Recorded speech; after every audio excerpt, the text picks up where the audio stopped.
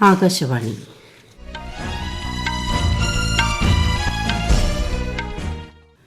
നമസ്കാരം. വാർത്തകൾ വായിക്കുന്നത് ശ്രീലത.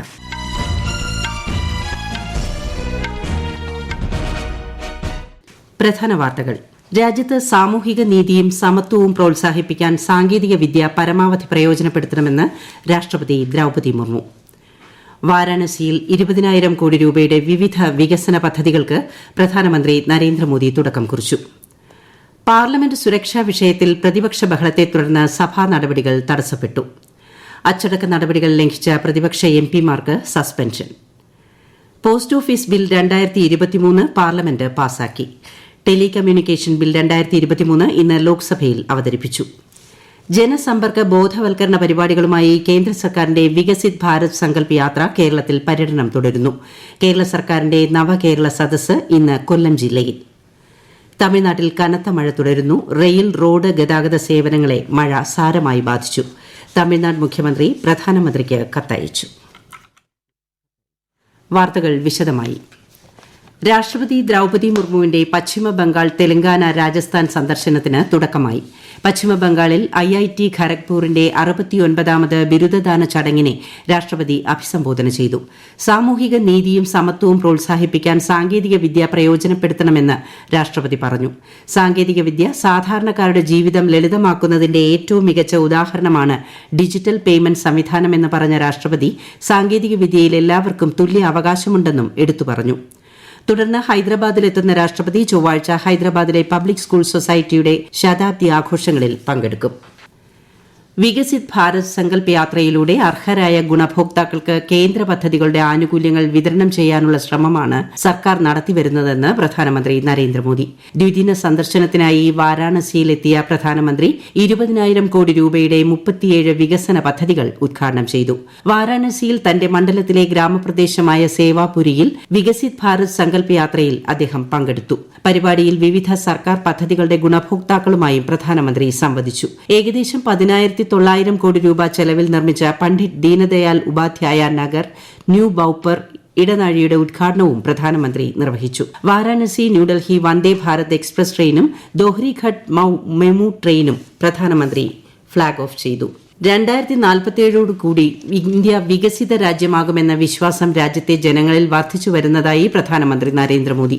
കേന്ദ്ര സർക്കാർ നയങ്ങളുടെ ഗുണഫലങ്ങളിൽ രാജ്യത്തെ ജനങ്ങൾക്ക് വിശ്വാസമുള്ളതായും പ്രധാനമന്ത്രി പറഞ്ഞു.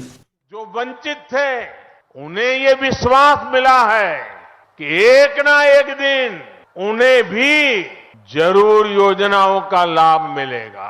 इस विश्वास ने देश के इस विश्वास को भी बढ़ाया है कि साल 2047 तक भारत विकसित होके रहेगा. ജലസംരക്ഷണം, ശുചിത്വം, പ്രകൃതിദത്ത കൃഷിരീതി, ഡിജിറ്റൽ പണമിടപാട് പ്രോത്സാഹിപ്പിക്കൽ ഉൾപ്പെടെ 9 ശീലങ്ങളിൽ ജീവിതത്തിന്റെ ഭാഗമാക്കാൻ ജനങ്ങളോട് ആഹ്വാനം ചെയ്തു പ്രധാനമന്ത്രി നരേന്ദ്രമോദി. വാരാണസിയിലെ ഉമറാഹ്ഫയിൽ സ്വർവേദ് മഹാമന്ദിരം ഉദ്ഘാടനം ചെയ്ത് സംസാരിക്കുകയായിരുന്നു അദ്ദേഹം. മൃഗസംരക്ഷണ മേഖലയിൽ ഇന്ത്യ ലോക നേതൃത്വത്തിലേക്ക് മുന്നേറുകയാണെന്ന് കേന്ദ്രമന്ത്രി പർഷോത്തം രൂപാല. ന്യൂഡൽഹിയിൽ നടന്ന മൃഗങ്ങളുടെ ആരോഗ്യ സംരക്ഷണം സംബന്ധിച്ച ഏകദിന സമ്മേളനം ഉദ്ഘാടനം ചെയ്ത് സംസാരിക്കുകയായിരുന്നു അദ്ദേഹം.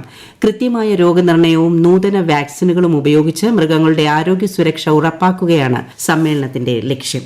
പ്രധാനമന്ത്രി ജൻധൻ യോജന അക്കൌണ്ടിലെ നോമിനികൾക്കും ഇൻഷുറൻസ് പരിരക്ഷയുള്ള റൂപേ ഡെബിറ്റ് കാർഡ് ഉടമകൾക്കുമായി കഴിഞ്ഞ 10 വർഷത്തിനിടെ 93 കോടി 5 ലക്ഷം രൂപ നഷ്ടപരിഹാരം നൽകിയതായി കേന്ദ്ര സർക്കാർ. 2014 മുതലുള്ള കാലയളവിൽ ലഭിച്ച 12,539 ക്ലെയിമുകളിൽ 8,199 എണ്ണം തീർപ്പാക്കിയതായി കേന്ദ്രം ലോക്സഭയിൽ രേഖാമൂലം അറിയിച്ചു.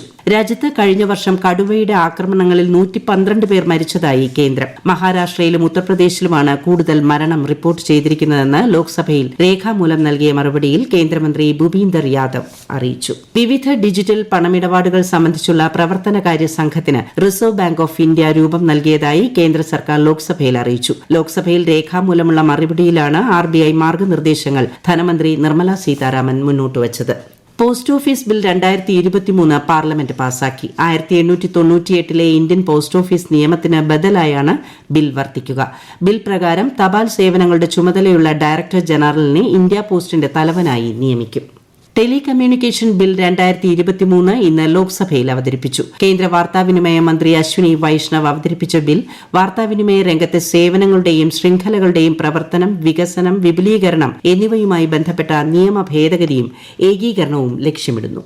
രാജ്യത്തെ വിനോദസഞ്ചാരികളുടെ എണ്ണത്തിൽ വർധനവുണ്ടായതായി കേന്ദ്ര ടൂറിസം മന്ത്രാലയം ലോക്സഭയിൽ അറിയിച്ചു. സഭയിൽ രേഖാമൂലമുള്ള മറുപടിയിലാണ് വിനോദസഞ്ചാരികളുടെ എണ്ണത്തിൽ കഴിഞ്ഞ വർഷത്തെ അപേക്ഷിച്ച് 55.6% വർധനവ് രേഖപ്പെടുത്തിയതായി കേന്ദ്രമന്ത്രി ജി കിഷൻ റെഡ്ഡി അറിയിച്ചത്.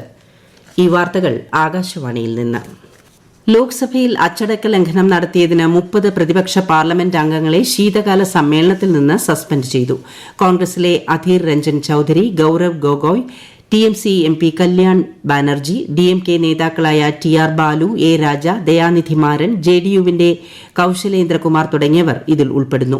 ഈ അംഗങ്ങളെ കൂടാതെ 3 പ്രതിപക്ഷ എംപിമാരെ പ്രിവിലേജ് കമ്മിറ്റി റിപ്പോർട്ട് സമർപ്പിക്കുന്നതുവരെ സസ്പെൻഡ് ചെയ്തിട്ടുണ്ട്. സഭാ നടപടികൾ തടസ്സപ്പെടുത്തിയതിനും ക്രമവിരുദ്ധമായി പെരുമാറിയതിനും 45 എംപിമാരെ രാജ്യസഭയിൽ നിന്നും സസ്പെൻഡ് ചെയ്തു. ഇവരുടെ പെരുമാറ്റത്തിൽ രാജ്യസഭാ ചെയർമാൻ ജഗ്ദീപ് ധൻകർ അതൃപ്തി രേഖപ്പെടുത്തി.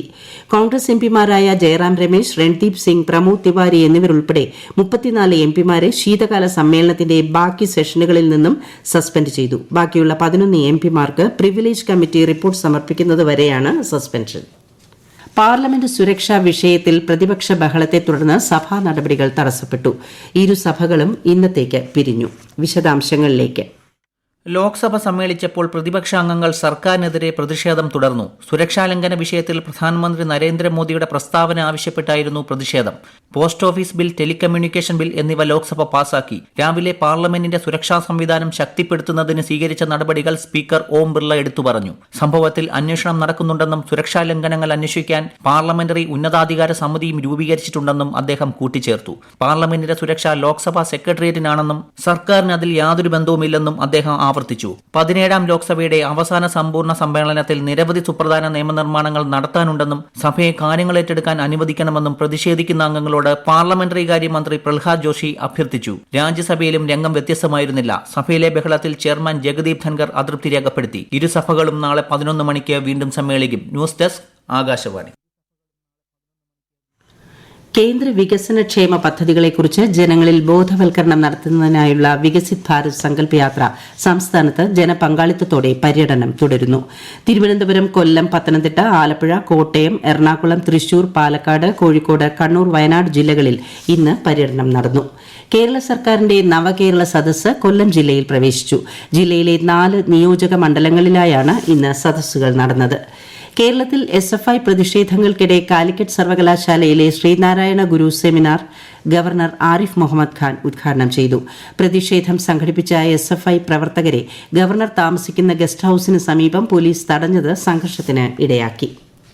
തമിഴ്നാട്ടിൽ കനത്ത മഴ തുടരുന്നു. റെയിൽ, റോഡ് ഗതാഗത സേവനങ്ങളെ മഴ സാരമായി ബാധിച്ചു. 2 ദിവസം കൂടി ശക്തമായി മഴ തുടരുമെന്ന് കേന്ദ്ര കാലാവസ്ഥാ വകുപ്പ്. കന്യാകുമാരി, തിരുനെൽവേലി, തൂത്തുക്കുടി, തെങ്കാശി, വിരുദ്നഗർ, തേനി ജില്ലകളിലാണ് കനത്ത മഴയിൽ ജനജീവിതം ദുസ്സഹമായത്.